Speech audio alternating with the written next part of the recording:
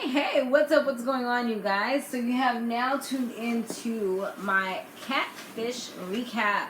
Guys, be sure to subscribe if you haven't yet done so and share this video wherever you like to share videos. Okay. So Max, he's still by himself. Neve is still on paternity, I guess, leave. Is that what it's called? Paternity leave. And he has somebody from his other show, which is Suspects, I think it's called. I've seen that show a few times. I didn't really get into it that much. I mean, I've seen maybe like 4 episodes, maybe 3, but it wasn't really like, oh my gosh, I have to watch this show. So I was kind of over it, but pretty quickly. But yeah, I did see this girl that was on there before, and her name is I.o. Or I'm not sure if she wants to be called a him, but we'll call her her just for the ease of the conversation. So yeah, with I.o. And they got an email from someone named Mecca. Mecca, she's from Tampa, and after a few weeks of talking to this dude on social media, she fell in love with him, and he's from Texas. So they haven't seen each other yet. His name is Ryan. So I was like, you know what, this got to be a girl to be somebody that Mecca was talking to 24/7. I'm like, well, damn, look at you judging already. Like, why you think you know everything? You think you got that LGBT radar down pat? Like, chill out with all your little suspicions and what you feel. Like, damn, can we think about it first? So in Tanner's video, he did video chat her, but the lights were off, and he had like a hoodie on, so you couldn't really see much that was going on.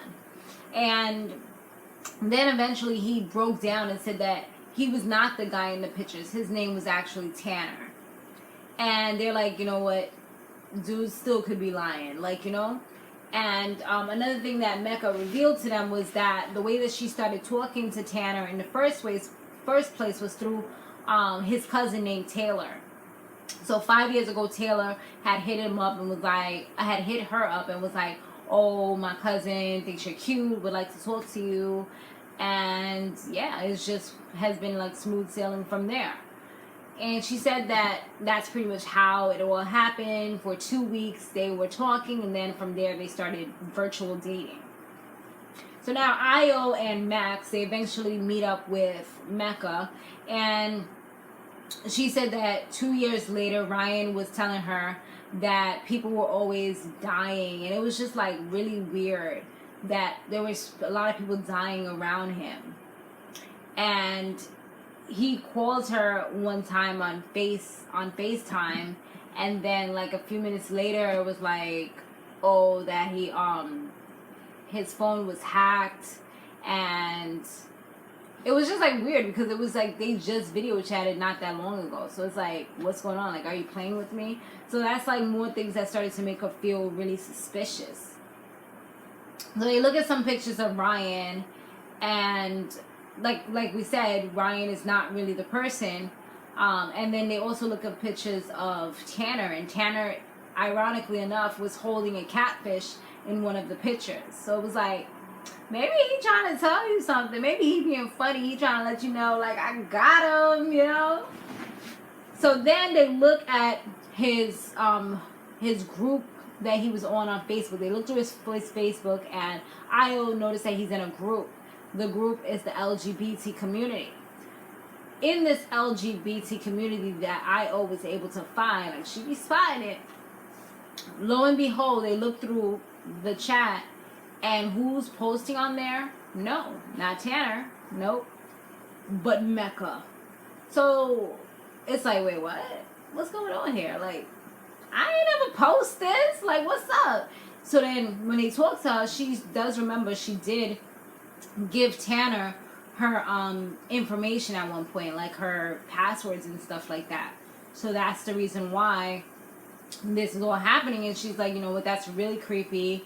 And for her to, for him to post these things on her behalf, it's like, you know, it's crazy. So now they start investigating a little bit more, and Taylor's page has a coworker of hers. So, and it's a pretty recent message on the wall. So they decide to contact this person named Lakeisha. Lakeisha says she does know her, and she might have like family members named Ryan or Tanner. They could be her cousins that she be talking about, but she's not really sure about the names. So now they tell Mecca and her mother all the information that they learned, and they definitely just want to finally solve the puzzle and just kind of find out what's really going on, what's really up.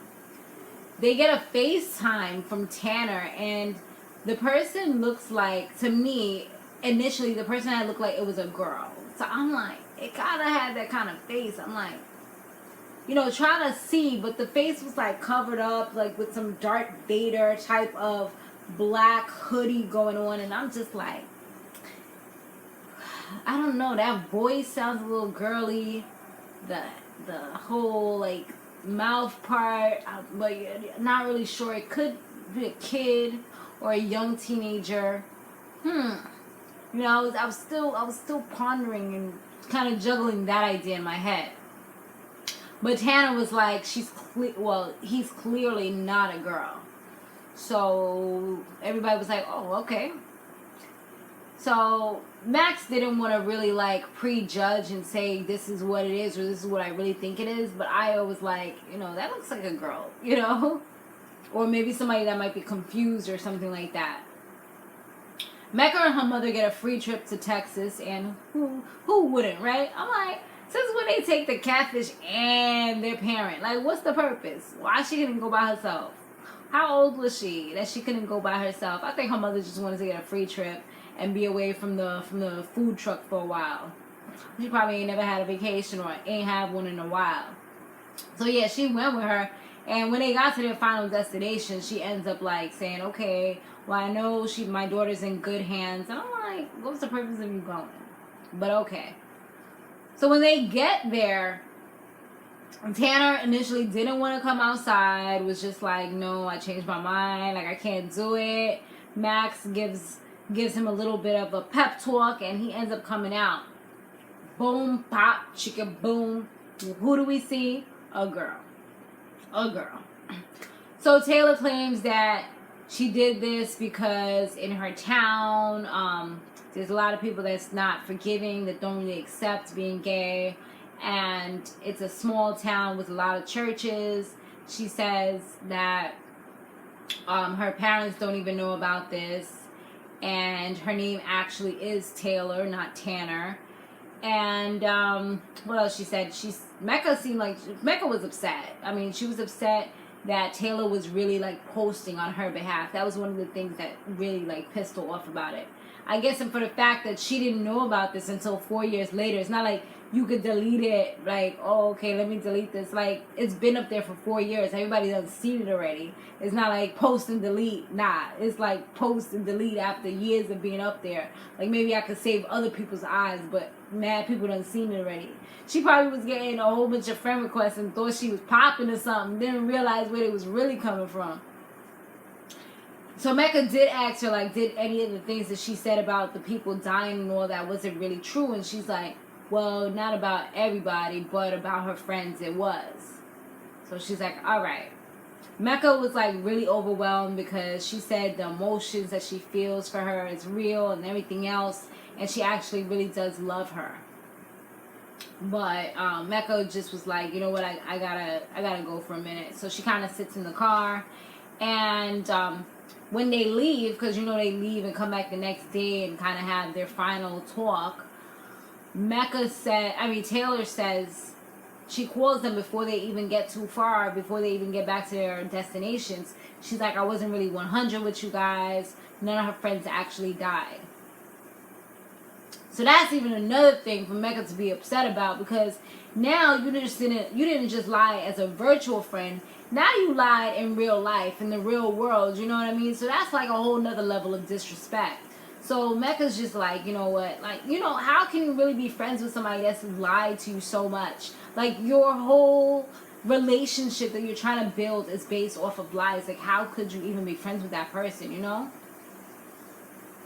So yeah, she tells her to, from there she just pretty much was like, you know what, she was devastated about that. She was hurt because she feels like, you know, that person, she lied in her face. Taylor lied in her face, and on top of that, she's experienced people that she knows, friends of hers, that have killed themselves over, you know, different reasons. I don't know if necessarily it was because they were gay or whatever, but she said she has experienced that. So that was messed up for her to lie about something like that, something as serious as that. So they did meet up again the next day in Mecca. She was just really annoyed about all that stuff, and she couldn't really get over that. Taylor, she shows up like just looking regular without the hoodie and all that extra stuff, because I know it looked like it was hot. I know she had to be sweating up under there, like for real.